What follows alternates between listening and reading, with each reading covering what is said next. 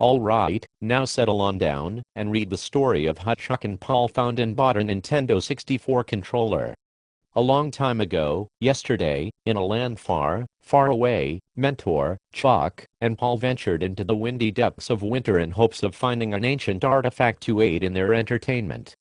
After roughly 30 minutes of failing in their quest, the clouds parted, and a single ray of sunshine cast down upon the store in question. Can't remember what it was called, so we'll call it the temple.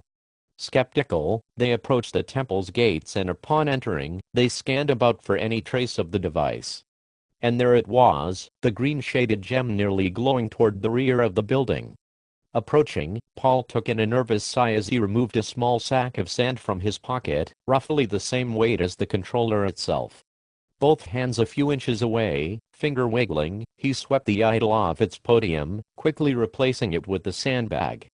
Shoulders lowered in a calm sigh of victory as they both turned away, not noticing the ceiling beginning to shift open. Peeking back, they tripled into a sprint when they realized a giant boulder had been unleashed, and it was rolling right toward them. At the last second, they both dove forward, shattering through the front window of the temple where the boulder slammed to a stop.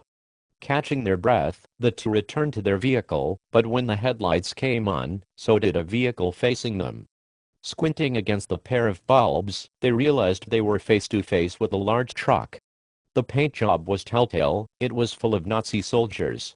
Peeling out of the lot, the truck would soon follow suit, oh yeah, and there was upbeat orchestral music playing in the background, for whatever reason.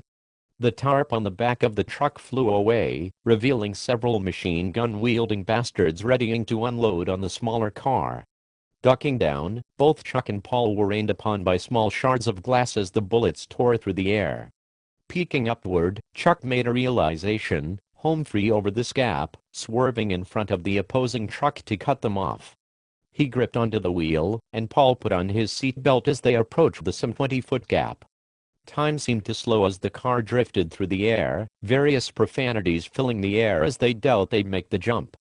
Crashing to land on the other side, the car screeched to turn as they both watched the pursuing vehicle crash down into the valley below. With the damaged car slowly moving away from the spot, they were minutes from home.